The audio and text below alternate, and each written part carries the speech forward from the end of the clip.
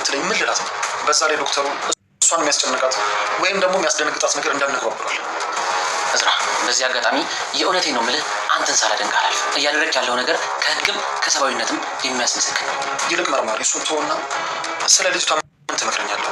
በየሰዓቱም እኮ ወንድሜን ካላገናኛችሁኝ የምትለው።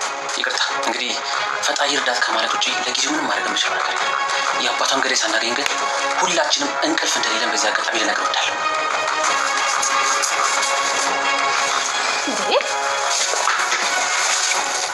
አክስቴ ምን ሆነሽ ነው ስልክ የምትነጥቂው? ትሰሚያለሽ? በዚህ እንዝላልነትሽ የምትቀጥይ ከሆነ አይደለም ስልክሽን ገና ነፍስሽን ትነጠቂያለሽ።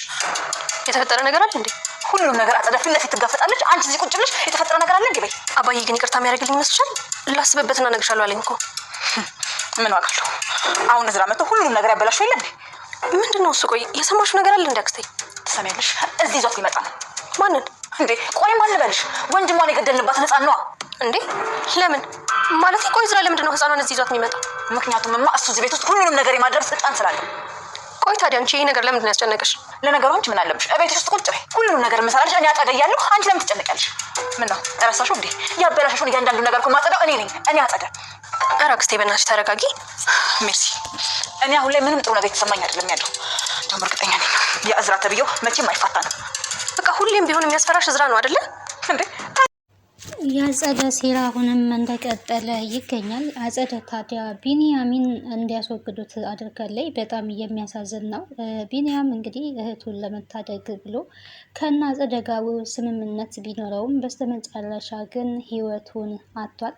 ታዲያ የቢኒ እህት ሆስፒታል ያለችው እዝራ ደርሶ እሷን ለማዳን እንግዲህ ወስኗል። ነገር ግን ልጅቷ ህፃኗ ወንድሜ ማየት ፈልጋለሁ፣ ወንድሜ ናፍቆኛል በማለት እንግዲህ የወንድሟን ናፍቆት ትናገራለች።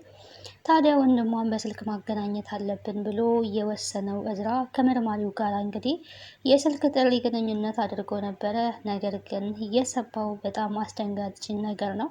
ይሄም ቢንያም ራሱን በማረሚያ ቤት በብርድ ልብስ ሰቅሎ እንደተገኘና ህይወቱ እንዳለፈ የሚያሳዝን ዜናን አስተላልፏል ማለት ነው። በዚህ ሰዓት እንግዲህ እዝራ በጣም ነው የደነገጠው። ምክንያቱም ልጅቷ ያለችበት ሁኔታ ህፃኗ በጣም ከባድ እንደሆነ እንደዛውም ደግሞ ወንድሟ ማየት እንደፈለገችና ወንድሟ እንደናፈቃት ስትናገር ስለነበረ ነገሮች ግራ አጋብተውታል።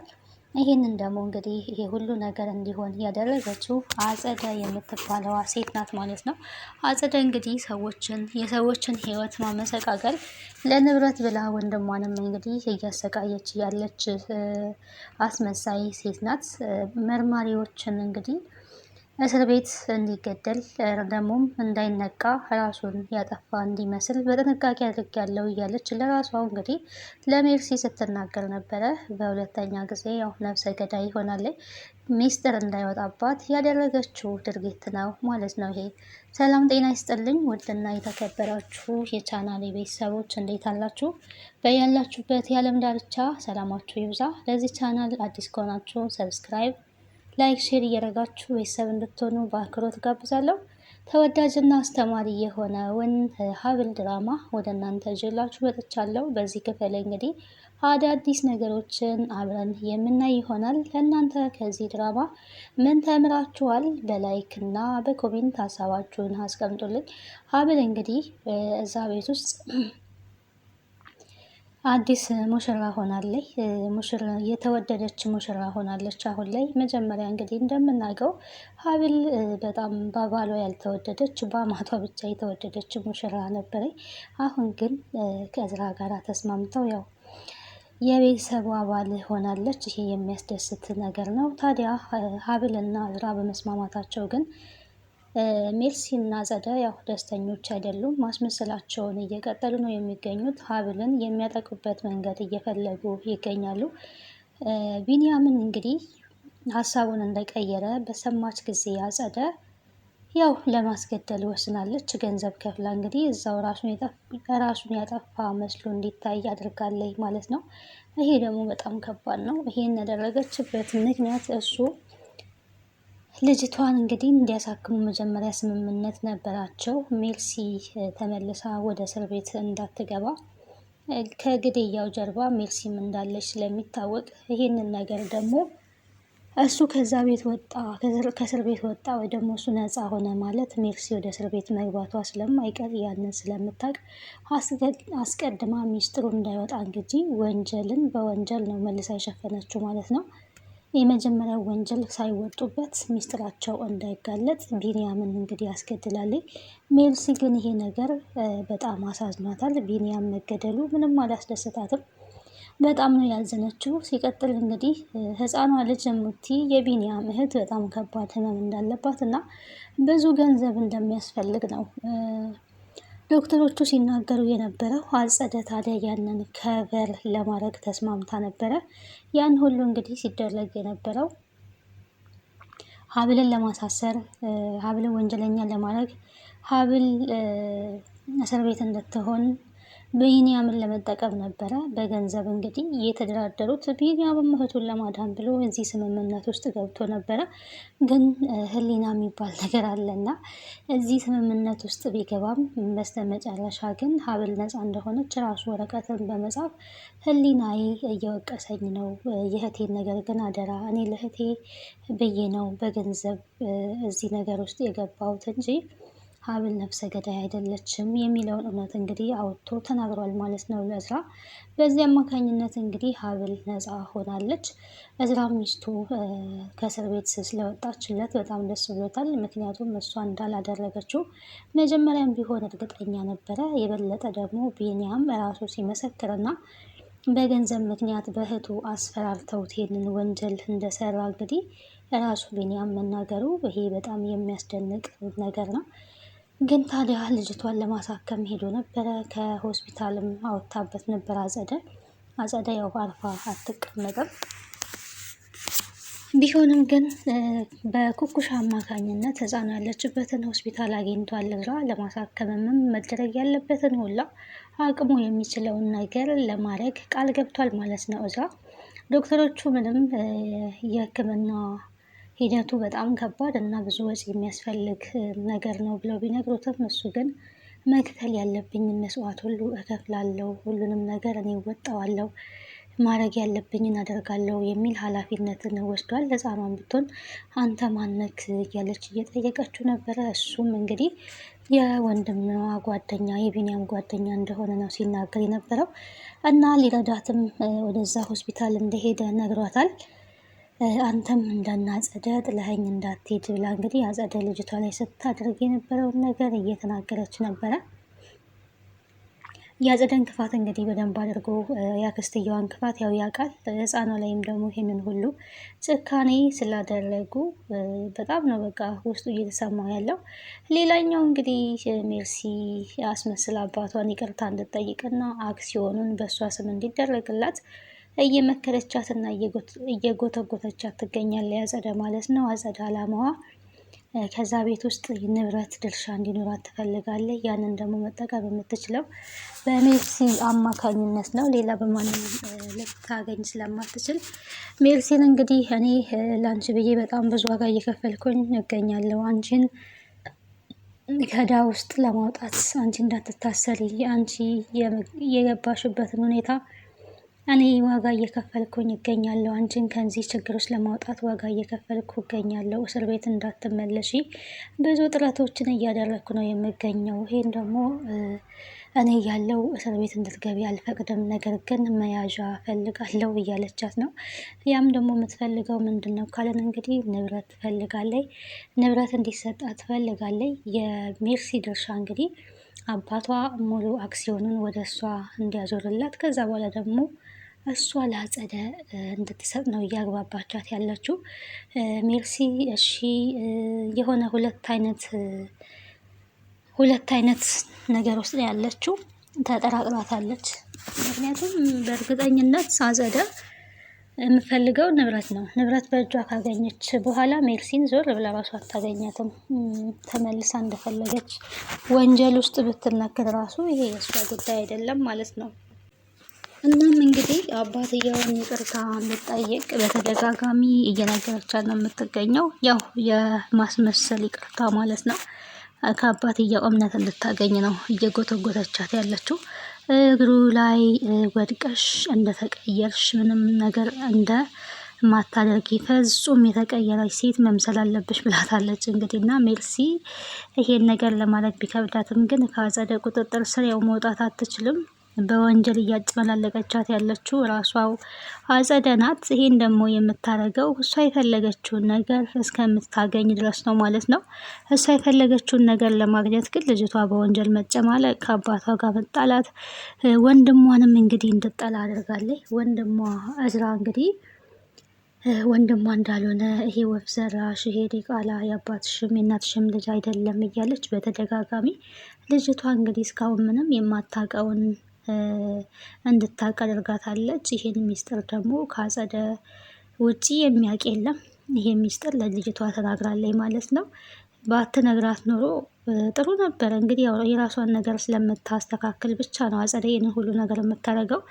ራሷ የፈለገችው ነገር እንዲሆን ስለምትፈልግ ይሄንን ሚስጥር ተናግራለች።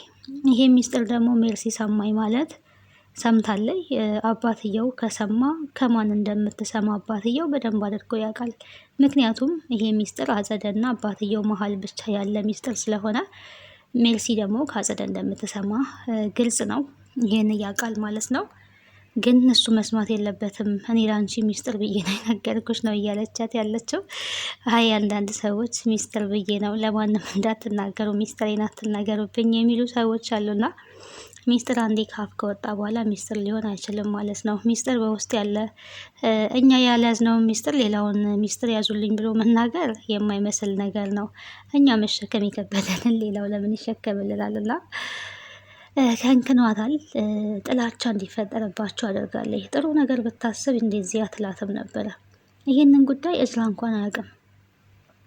እዝራ የሚያውቀው የአቶ እስክንድር ልጅ እንደሆነ ነው። ያው ከልጅነቱ ጀምሮ ስላሳደገው፣ ሜርሲም ደግሞ እህቱ እንደሆነች የእናትና የአባቱ ልጅ እንደሆነች እንደዛ ነው የሚያውቀውና በእንደዛው ወላጅ ማለት እስከ አቶ እስክንድር አሳዳጊው ዋና ኃላፊው ልጆቼ ናቸው ሁለቱም እህትና ወንድም ናቸው ብሎ በስነ ስርዓት ሳይነጣጠል እያሳደገው እያለ እሷ ግን በመሀል ገብታ የቤተሰቡን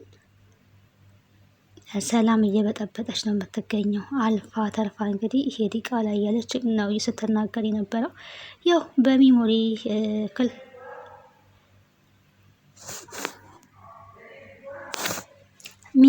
እንግዲህ ክላሳቸው አስቀምጦ ነበረ ሁለቱም ክላስ። ነገር ግን ያው ጭቅጭቅ በተነሳበት ሰዓት ሜርሲ ቶሎ ብላ ሚሞሪውን ከእዝራ ስልክ ውስጥ አወጣለች ማለት ነው እንጂ ጥሩ ማስረጃ እየያዘ ነበረ ማለት ነው። እዝራ ግን ምን ታደርጉታላችሁ? ቶሎ ብላ እነዚህ ሊነቃብን ነው ልንዋረድ ነው የሚለው ስላሰበች አወጣለች ማለት ነው። ተንኮለኛ ሰው ያው ቅድመ ዝግጅትን ይዘጋጃል ለተንኮሉ ማለት ነው።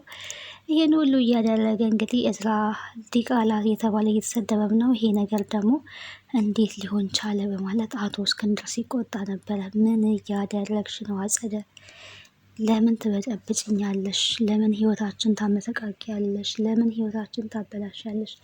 ለምን አትተይንም? በጣም ስንት ጊዜ ነግሯታል። እና ጥገኛ ሆና እየኖረች ግን አርፋ አትቀመጥም ማለት ነው። ስንት አይነት ሰው እንዳለ ግን በዚህ ምድር ላይ በጣም እኮ ነው የሚገርመው ማለት ነው። እና በዚህ ልክ ነው እየበጠበጠች ያለችው። አሁን ላይ እዝራ ይሄንን ሚስጥር አያውቅም። ይሄ ሚስጥር እዝራ ያወቀለታ ደግሞ ከአባትየው ጋር ራሱ ሌላ ጸብ ነው የሚሆነው ማለት ነው። ሙሉ ለሙሉ እንግዲህ ንብረቱን አባትየው በእዝራ ስም አድርጓል። ስለሚተማመንበት ነው። አክሲዮኑን በሙሉ የቤቱን ኃላፊነትም እንዲወስድ ብዙ ነገሮችን እንደ ልጅ እንግዲህ ስላሳደገው ኃላፊነት ሙሉ ለሙሉ ሰጥቶታል። ይሄ ሚስጥር ደግሞ ከአባትየው ውጭ የሚያውቅ የለም። እዝራም ቢሆን ልጅ እንደሆነ ነው የሚያውቀው። በቃ እንዴ ዝም ብሎ መውለድ ብቻ እኮ አባትነት ወይ ደግሞ እናትነት አያስብልም። ትልቁ ድርሻ ያለው ማሳደጉ ላይ ነው። ሰው ወልዶ ስላስቀመጠ ብቻ አለ። በተለይ አባትነት በቃ የሆነ ዋጋ ከፍሎ ካላሳደጉ አባትነታቸው ምኑ ጋ ነው ልዩ የሚታወቀው? ራሱ የአባት ድርሻ ዋጋ ከፍሎ ልጁን በስነ ስርዓት ቀርጾ ማሳደግ ነው። ያ ነው ትልቁ ነገር። መቼስ እናት ብትሆን የ9 ወር የ3 ዓመት ማጥባት 9 ወር በእርግዝና ሰዓት መንገላታት፣ መሰቃየት፣ የምጡ ሰዓት እነዛ ነገሮች ቻሌንጅ የሚያደርጉ ነገሮችን ታሳልፋለች። አባት ደግሞ ዋጋ ከፍሎ ማሳደግ አለባት። ይሄንን ስል ያው እናትም ማታሳድግ ማለት አይደለም። በተለያዩ ምክንያት እናት ማሳደግ ባትችል እንኳን የሆነ ከመጀመሪያው ጀምሮ ትልቅ የሆነ ድርሻ አላት፣ አሻራ አላት ማለት ነው። ግን የማያሳድግ አባት ሊባል አይችልም። አቶ እስክንድር ደግሞ ምንም የአብራኩ ክፋይ ባይሆንም እንኳን እዝራ ዋጋ ከፍሎ አሳድጎታል፣ ለቁም ነገር አብቅቶታል፣ እንደዚህ ደልቀቅ ብሎ እንዲኖር አድርጎታል። ልጄ ነው ብሎ አምኖበት ደግሞ ንብረቱን አክሲዮኑን በሱ ስም አድርጓልና ምንም እየከፋፈላቸው ነገር የለም። ከሴቷ ልጁ ጋር ከራሱ ልጅ ጋር እዝራን የሚለይበት ምንም አይነት ነገር የለም። እዝራም እንግዲህ ሌላ ወላጅ እንዳለው የሚያውቀው ነገር የለም። ከመሬት የተገኘ ቢሆንም በቃ በሕፃንነቱ ስለሆነ ወላጆቹ ያሳደጉት እንደሆኑ ነው የሚያውቀው እንጂ ሌላ ታሪክ አያውቅም። ይሄን ግን አጸደ ያው ፈልፍላ እያወጣች ነው የምትገኘው ማለት ነው። በሰው ህይወት ውስጥ አንዳንድ ሰዎች እንደዚህ እየገቡ የሰውን ህይወት ያመሰቃቅላሉ። እንደዚህ አይነት ሰዎች አሉ። በጣም ነው የሚያስጠላው። ግን በሰው ህይወት ውስጥ እየገባ የሰውን ህይወት የሚበጠብጥ ሰው ልቦና ይስጣቸው ከማለት ውጭ ሌላ ምን ሊባል ይችላል? ግን ዞሮ ዞሮ አሁን ላይ የቢኒያም ገዳይ ልትሆን የምትችለው ተብላ ያው ተጠርጥራለች አጸደ። ከዚህ ግድያ ጀርባ ሊኖሩበት የሚችሉት እነሱ ራሳቸው ናቸው። ከእነሱ ውጭ ሌላ ማንም ሊኖር አይችልም እያለ ነው እንግዲህ ከመርማሪው ጋር ራሱ እዝራ እያወራ ያለውና ከእንደገና ሁለቱ ታስረው ምርመራ ቢደረግባቸው የተሻለ ነው ቢልም ግን ግዴታ ሰውን ለማሰር ያው ማስረጃ ያስፈልጋል። ማስረጃ የለም ብሎታል መርማሪው። እዝራ ግን አሁንም የሚጠረጥረው እንግዲህ አጸደን ነው ማለት ነው። ያው አጸደ እንግዲህ አርፋ እንደማትቀመጥ የታወቀ ነው። ሌላኛው ኩኩሻ እንግዲህ ቢኒያም ራሱን አጥፍቶ ተገኝ በመባሉ በጣም አዝናለይ። እሱ ራሱን የሚያጠፋ አይነት ሰው አይደለም፣ የሆነ ነገር አድርገውት ነው ብላ እንግዲህ እሷም አምና መቀበል አልቻለችም ማለት ነው። መጨረሻ አምና መቀበል አልቻለችም። አሁን ላይ እንግዲህ ሀብል ናት ተብሎ እንግዲህ ትክክለኛ የሀብልን እናት እያጭበረበረች ብትገኝም እንኳን ኩኩሻ አሁን ላይ ግን ያንን ነገር እንኳን ማስተናገድ የምትችልበት ሰዓት አይደለችም። ሀዘን ላይ ነው ያለችው። ዘነቡ እንግዲህ ግራ ገብቷታል ማለት ነው። ምን አይነት ነገር ገጠመኝ፣ የለፋውበትን ንብረት ላጣ ነው ወይ እያለች ነው የምትገኘው። ምክንያቱም ኩኩሻ ያው ሀብልን ሆና ነው የሀብል እናት የዲያስፖራ ልጅ ለመሆን እንግዲህ ሳትሆን ለማጭበርበር ተዘጋጅታ የነበረው። አሁን ግን ያንን ነገር ገደል መግባት ካለበትም ገደል መግባት ይችላል። እኔ አሁን ላይ ሀዘን ላይ ነኝ እያለች ነው። ምን ይሻላል ቶሎ ብለሽ ሀዘንሽን ጨርሽ እያለች ነው የምትገኘው ወይዘሪት እትዬ መነን ማለት ነው። እንግዲህ ቀጣዩን ክፍል አብረን የምናይ ይሆናል። ስለነበረን ቆይታ አመሰግናለሁ። ቤተሰብ ያልሆናችሁ ቤተሰብ ነው። ሀሳብና አስተያየታችሁን በኮሜንት አስቀምጡልኝ። ስለነበረን ቆይታ በድጋሚ አመሰግናለሁ። ባይ ባይ። ምን ተማራችሁ ከዚህ ድራማ? ወንጀለኞች ያው ጊዜያቸውን ጠብቀው ይጋለጣሉ ብለን ተስፋ እናደርጋለን።